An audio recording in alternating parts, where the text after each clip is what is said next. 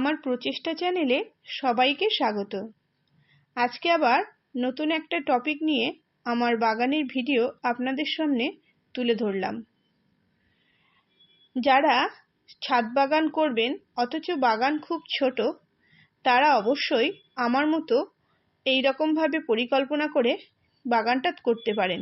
আমার বাগান কিন্তু খুব বেশি বড় না, তো আমার বাগানে দুটো তিনটে এরকম বেড করা আছে। আর ওপরে যে ছাদের রেলিং আছে তার সাইডে জায়গা করা আছে যাতে সেখানে গাছ করা যায়, লোহার রেলিং করা আছে। তাহলে এটা তো করা যেতেই পারে। আর যারা এটা করবেন না তারা অবশ্যই আরেকটা কাজ করতে পারেন। কোনো বড় পটে তারা বিভিন্ন রকম গাছ একসাথে লাগাতে পারেন। যেমন এই যে চৌকো বেডটার মধ্যে আমার লঙ্কা গাছ আছে, অতসী গাছ আছে, তারপর কোরিওপসিস গাছ আছে, ন্যাস্টেশিয়াম আছে, আর দুটো অপরাজিতা আর একটা নয়নতারা ফুলের গাছ আছে। গাছগুলো এমনভাবে লাগাতে হবে, দেখা যাচ্ছে বেডের মধ্যে দুটো বড় পার্মানেন্ট, দুটো কি তিনটে, এই চৌকো বেডটার মধ্যে সেখানে পার্মানেন্ট গাছ লাগিয়ে দিলাম। তার মধ্যে সেগুলো দেখা যাচ্ছে গরমে হবে, আর কিছু গাছ শীতের লাগালাম। যেমন এখানে কিছু পর্তুলাকাও দেয়া আছে। যেই ধীরে ধীরে শীতটা শেষ হয়ে যাবে তখন কিন্তু পুরো বেডটা ভরে যাবে, শীতের ফুলও থাকবে, তার সঙ্গে সঙ্গে এমনভাবে গাছ লাগানো যাতে গরমের ফুলও সেখানে ভরে যায়। নতুন করে আমাকে আর কিছু লাগাতে হবে না। এইখানে দেখুন একটা বড়, এটা লেবু গাছের একটা টব। তো যদি কোনো বাগানে ফলের গাছ বা কোনো বড় টবের অন্য কোনো গাছ থাকে, যেগুলো দেখা যাচ্ছে জবা, পার্মানেন্ট কোনো গাছ, তার টবটা বড় থাকে, তার গোড়ায় লাগানো যাবে। এখানে একটা ক্যারেট আছে, এই ক্যারেটও দুটো যদি আমরা ছাদে দুটো তিনটে লাগিয়ে তাতে বিভিন্ন রকম গাছ একসঙ্গে লাগাই, তাহলে আমাদের জায়গাটা কিন্তু অনেকটাই সেভ হয়। এইভাবে ছোট বাগান যাদের, তারা কিন্তু অবশ্যই গাছ করতে পারেন। এই যে ফুল গাছগুলো রাখা আছে এগুলো কিন্তু আমার ওই লোহার রেলিং এর ওপর করা আছে। এখানে পেছনের সারিতে একটু বড় টব আর সামনের দিকে ছোট টব দেওয়া আছে, কেন ব্যারিকেডটা আমার পেছন দিক দিয়ে দেওয়া আছে, সেই জন্য সামনের দিকটা খালি আছে বলে সামনের দিকে সবসময় আমি ছোট পট রাখি, পেছনের সারিতে এমন টব রাখি যাতে ওই যে ব্যারিকেডটা দেয়া আছে সেটা থেকে টবটা পড়ে না যায়।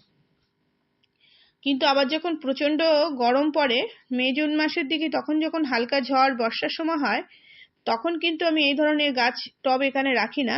এখানে একটু বড় সাইজেরই টব রাখি এবং দড়ি দিয়ে সেগুলো অনেক সময় বেঁধেও রাখি। এখন যেহেতু শীতকালে বাগান করছি সেই জন্য এখানে ছোট ছোট অনেক টব রেখেছি। এইখানে গোলাপ ফুলগুলো দেখুন আমি কিভাবে হাইট দিয়েছি। বাগানটা ছোট, তো এর তলায়ও কিন্তু আমি বিভিন্ন রকম গাছ লাগিয়ে দিতে পারি। একটা টবের উপর আর একটা টব বসিয়ে দিলে তলাটা কিন্তু অনেকটাই খালি হয়ে যায়। সেখানে আরো আর একটা, এখানে যেমন 6 ইঞ্চির টবের ওপর আমার এই গোলাপ গাছগুলো টবটা উল্টো করে রেখে তার উপর রাখা আছে। আর এইখানে যে গ্রো ব্যাগগুলো দেখছেন এর মধ্যে বিভিন্ন রকম সবজি আছে। যেমন যে সমস্ত সবজিগুলো মাটির তলায় হয়, যেমন আলু, পেঁয়াজ, রসুন, এগুলো লাগানো আছে। আবার দেখা বিট, এগুলো যেমন আছে, তার সঙ্গে ওলকপি, লঙ্কা, টমেটো, সেগুলো ঠিক মাটির ওপর পোষণে প্রত্যেকটা 12 ইঞ্চির পটে লাগানো। শীতের ফুল গাছের জন্য খুব একটা বড় টব প্রয়োজন হয় না, ছোট ছোট টবেই খুব সুন্দরভাবে এই ফুল গাছ করা যায়, যার ফলে খুব বেশি জায়গার প্রয়োজন হয় না, আর এদের শিকড় খুব বেশি ছড়ায় না। এইখানে দেখুন এই যে বোগেনভেলিয়াগুলো রয়েছে এগুলো কিন্তু সব আমি প্রুনিং করে দেবো, তারপরে আপনাদের সঙ্গে শেয়ার করব যে আবার কবে ফুল আসে। এখানে এটা একটা ক্যালেন্ডুলার গাছ, এর প্রথম যে কুড়ি এসেছিল সেটা কিন্তু আমি কেটে দিয়েছি। শীতের ফুল গাছের পিঞ্চিং কিন্তু করেই যেতে হবে, যাতে যে ফুলগুলো ফুটেছে সেই ফুলগুলো থেকে বীজ তৈরি না হয়ে যায়। আর একটা জিনিস, এই যে ডিসেম্বর মাসে যে সমস্ত ফুল গাছ দেখছেন সেগুলো কিন্তু খুব বেশি সব গাছের গ্রোথ হয় না, একটু গ্রোথটা স্লো হয়ে যায়। আবার জানুয়ারি মাস আসতে আসতেই তখন বেশ বেলাটা একটু বড় হলে, যখন আরো একটু বেশি রোদ পাবে, তখন শীতের ফুল গাছগুলো খুব তাড়াতাড়ি গ্রোথ নেয়। এখন তো রাতটা খুবই ছোট, এই রাতটা খুবই বড়, দিনের বেলা খুব ছোট। তো যাই হোক, একটা সাইডে যখন রোদ আসে তখন আর একটা সাইডে রোদ চলে যায়, শীতে এটা খুব সমস্যা হয়। তাই যে সমস্ত ফুলের গাছে একটু কম রোদ লাগে সেগুলো একটু সেই জায়গাটা বুঝে লাগাতে হবে।